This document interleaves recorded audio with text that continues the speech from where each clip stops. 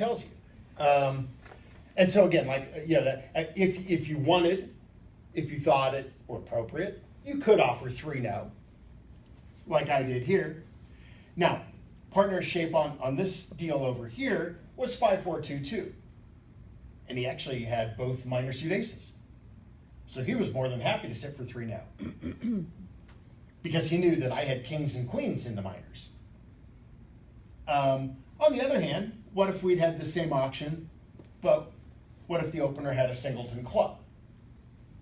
Well, in that case, I might say, all right, you may have clubs stopped. I get that. Because I've got the singleton, I still think 4 hearts is going to be better than 3 no. Or certainly if he had a void in a minor. So, we're constantly tweaking and constantly adjusting. And I really think this is going to help you, get to good games and, maybe dodge some of the ones that aren't so good. What would the opener's response be? After that 3 heart bid? After 3 hearts? Yeah. So in this case here,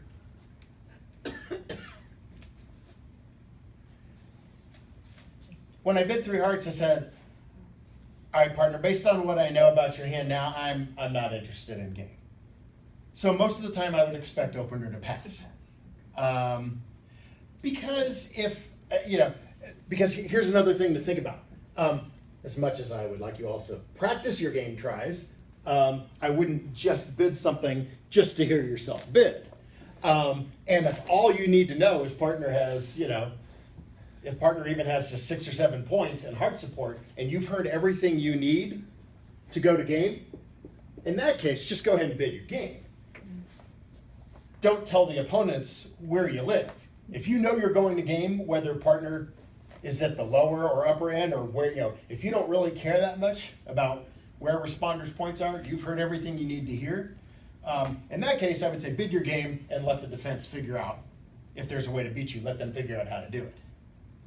So, we only want to say more about our hand in the interest of figuring out whether we belong in game or not, right?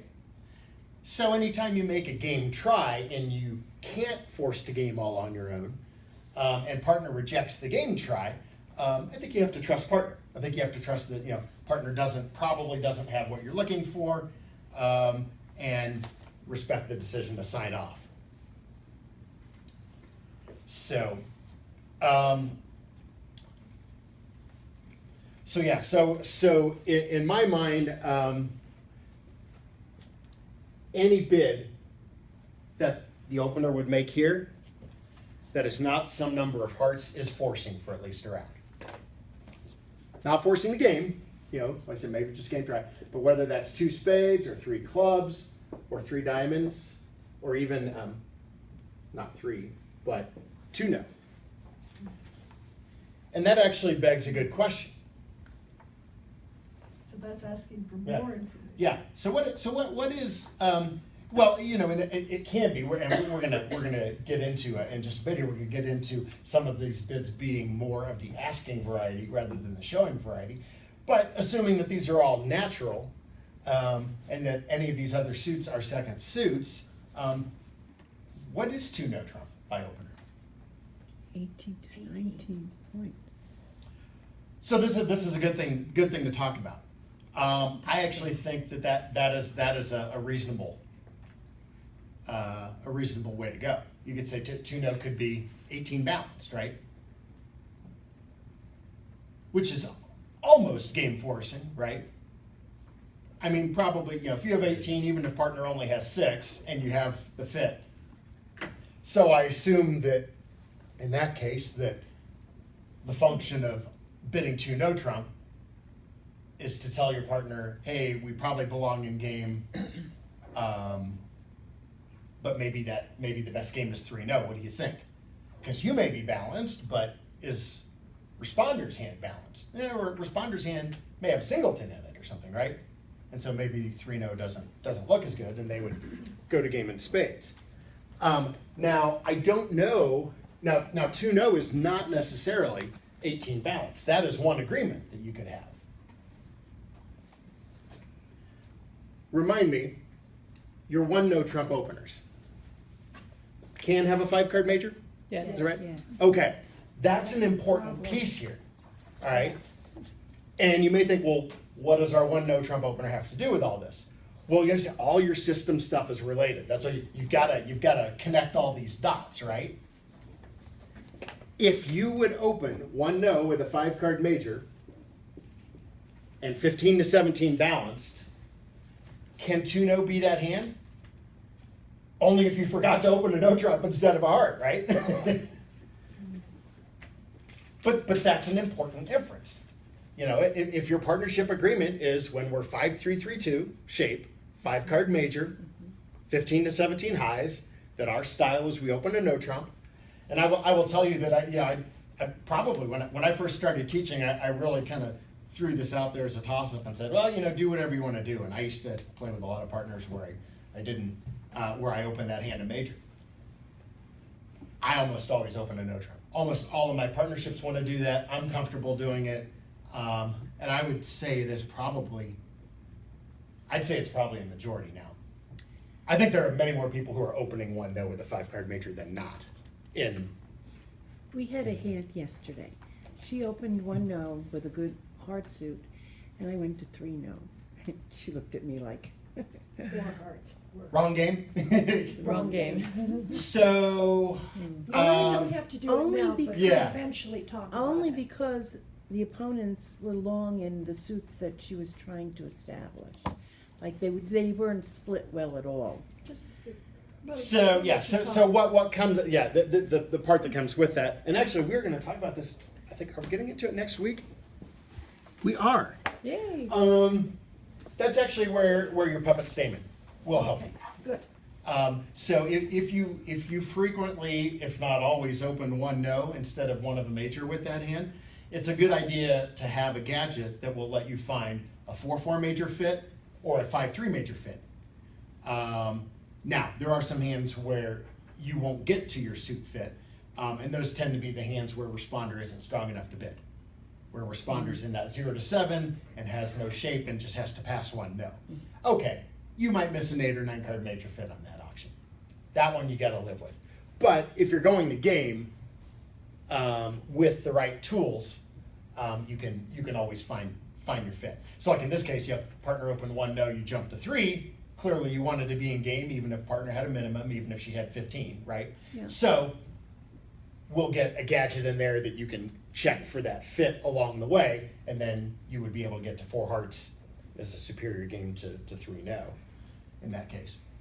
But yeah, definitely a good thing to think about because, you know, like I said, unless partner has 1-no and forgot to open 1-no, in theory, 2-no can't be that hand, right?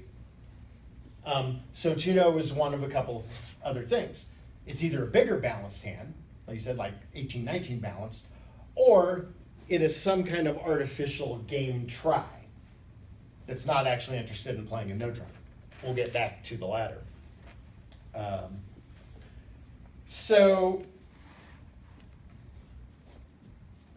But it would not be 12 to 14. No, because if you have 12 to 14 and partner can't even give you a limit raise, should you ever be in game? Probably not, right? Thank you. Yeah, it's hard for me to picture a hand. You know, if you're 12 to 14 and you are bidding again over 2 hearts, you're not balanced. You've got some sort of distributional freak that just went up in value because you found a trump fit. You know, you're getting to upgrade it. But yeah, your 12 to 14 balanced are just passing 2 hearts. And then if the opponents get in and balance, you know, then either you or your partner's got to decide, well, should we compete to 3 since they're forcing us to do something, or do we sell out? You know, have they already gotten us higher than we want to be? So, but then that gets to be matters of judgment that are far less clear than the hands where you have your game tries. Okay. Well, let's talk about some game try alternatives then. And what we've looked at so far, again, absent any other discussion, we assume that our game tries are natural, and that any new suits that get introduced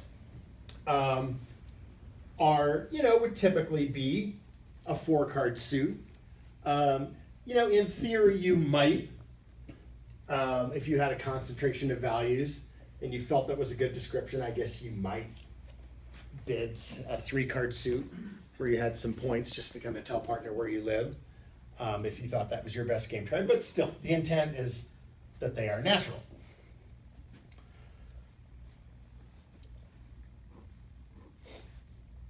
So, what if you want to take, as Kit Woolsey would call it, a more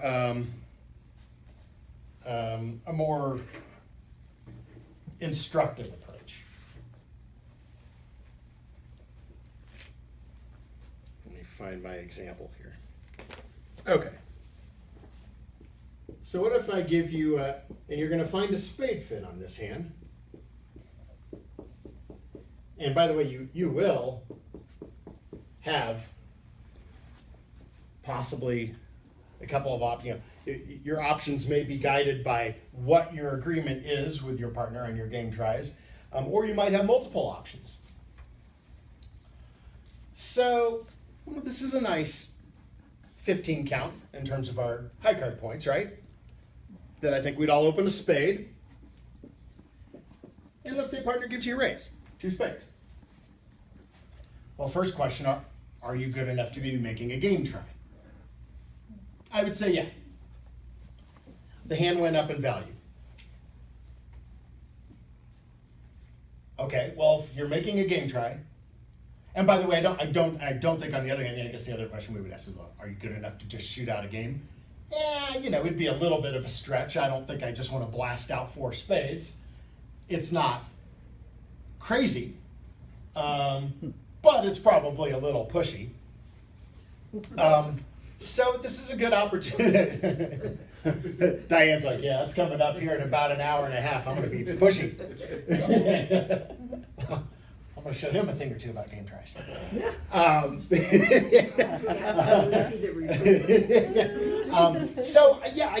think with a hand like this, you actually care what partner thinks. I hope you care what partner thinks. And you can say something else about your hand. Now, if you were making a natural game try, your choice would be what? Presumably 3 clubs, right? It's a second 4-card suit. It is kind of where you live.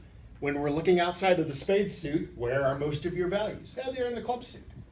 So if you're making a natural game try, you would bid 3 clubs. All right. But what if you're doing a different kind of game try? And let's get into this territory of the help suit game try, which I would say is probably, if not natural, I would say that the help suit game try, as far as I can tell, is probably the most popular type of game try. So my guess is if you are updating the matrix to introduce a game try that is pretty easy to remember, that you can all play, I would probably recommend the help suit game try. So how does this work? Well, in this case, you bid a suit where you feel like you need some help from partner. Now, you will pick up some hands where it's not always clear, like you don't have one standout suit where you feel like you need help. But on this hand, you actually do, and that is what? The diamond suit. Yeah, we don't worry too much about trumps, because we know we have an 8-card fit there. In theory, you could make a help suit try in trumps if you have bad trumps. But if you're playing help suit, your bid with this hand would be 3 diamonds. Why would it be hard? So you don't really need help in hearts, right? Because you have the shortness there, right? So in theory, you have no more than 1 heart loser. If partner doesn't provide you the ace of hearts and the opponents lead them, yeah, they'll cash 1 heart, but after that you're roughing, right? Okay. So you don't really need help there. You would need help there if you played no trump. But the premise here is that we're going to play in our major suit where we found our fit. And so, I look at this hand and say, okay, they can't cash more than 1 heart against me because I'm roughing after that. My clubs are pretty good. It might be that I have to finesse for a king or something like that. But I like my club suit enough that I don't think I need, while I would appreciate the king of clubs in partner's hand, or even the jack, say jack 10 of clubs would be very useful. You don't need a lot of help in the club suit. The suit that is the most vulnerable to attack here is your diamond suit, right? Because you have only queen third. And what you would hate to see if you ended up in 4 spades and partner didn't have anything in diamonds would be something like an opening diamond lead to the ace, and then a diamond back through your queen, trapped by your left-hand opponent's king, and the opponent's, say, cashing 3 diamonds right off the bat, and then maybe you have another trick to lose somewhere, and now 4 spades doesn't make. So you can ask partner for some help. Now, what does a help suit look like? It can actually be better or worse than that holding right there. It's usually a holding with either just 1 honor or no honors. So your help suit, and by the way, it doesn't have to be exactly a 3-card suit. You might have a 4-card suit, but most commonly it's a 3-card suit. And it could be really any one of these. It could be like a suit headed by just 1 honor, or even 3 small. So any of those holdings. Now you might say, well, if I have ace third, do I really need help? Well, you'd probably like some help, right? I mean, it would be nice if partner had a companion honor. If you have the king and partner has either the ace or the queen jack or something like that, that makes that holding look a lot better. So you could really make a help suit try with any of those holdings. When you make the help suit try, how does partner decide what's enough help? What is adequate help? And years ago, somebody gave me what I found to be a really good guideline.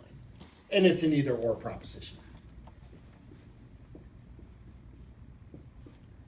As far as honors go, if you have 3 or more high card points in that suit, it's probably adequate.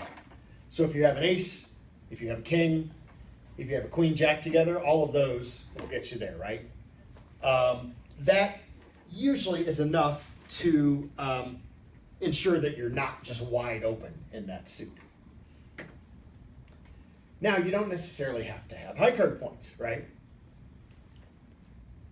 Dummy could actually have shortness.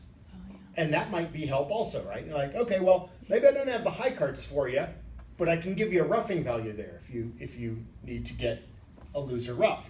Obviously, if you had a holding, if you were making your help suit try with something like ace third, if partner had a singleton, or even 2 small, small doubleton or something like that. Now, when partner makes the help suit try, you've got a judgment to make. You've got to decide what's adequate help, and we're giving you, some guidelines here. So certainly 3 or more high card points, or a singleton, I think. And then, of course, to some degree, you may be looking at your overall hand. For example, let's take this auction here.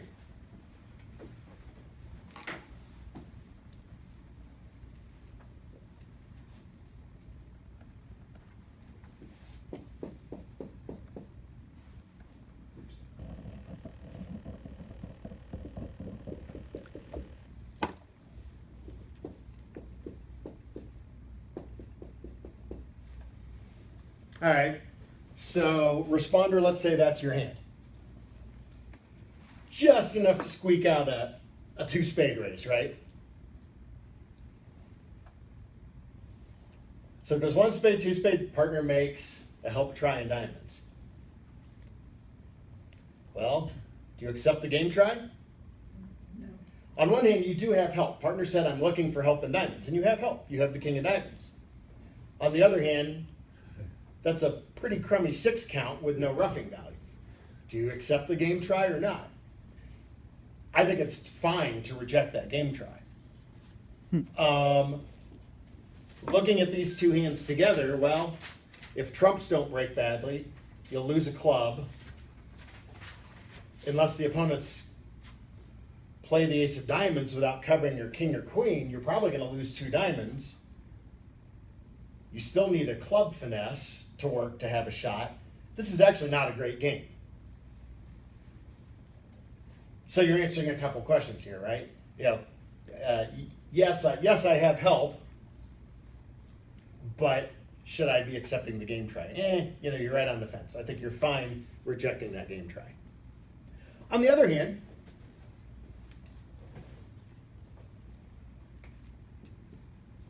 and now I realize that if you play Bergen, that you have already bid this hand differently.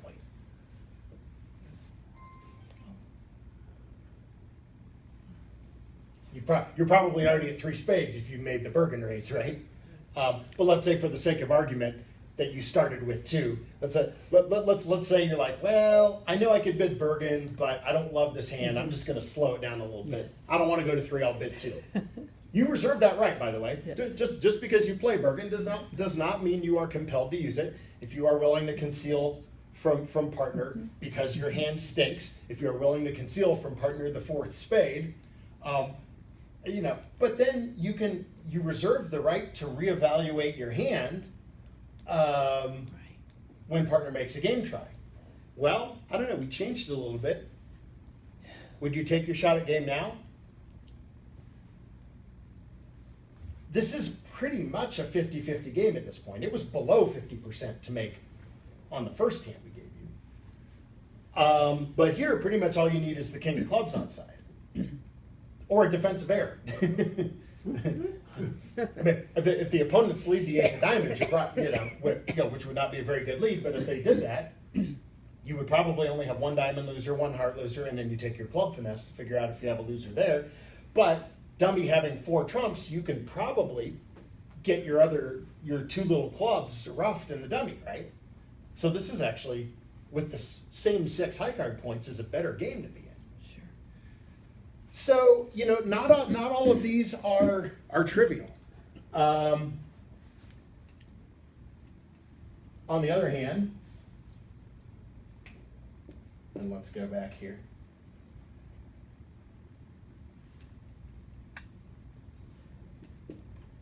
Yeah, just for good measure, I'm going to give you a 10. Because 10s are important. 10s are underrated. Okay, well, what if that's your hand? And the auction proceeds the same way. 1 spade, you raise 2 spades. Oh, am I short a card? Yeah. Okay, let's give you that 4th heart back.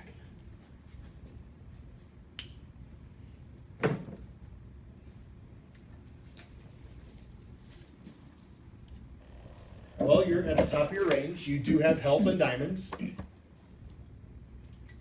you want to accept this game try? I think you should. I think 4 spades is a good spot. You don't have a heart loser. You have 1 or 2 diamond losers. You might have a club loser. If something good happens in either the diamond suit or the club suit, you've got 2 chances. You're probably making 4. This is better than a 50-50 game for sure. So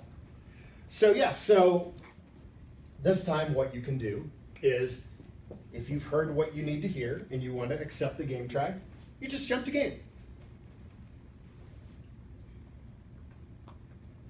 You don't know partner has good clubs, you don't know about the singleton heart, you don't know those other parts of the hand, and so with both round suits being a question mark, I don't think you want to offer 3-0 here, but I would definitely be accepting the game try. Is everybody comfortable with that? Where we are here.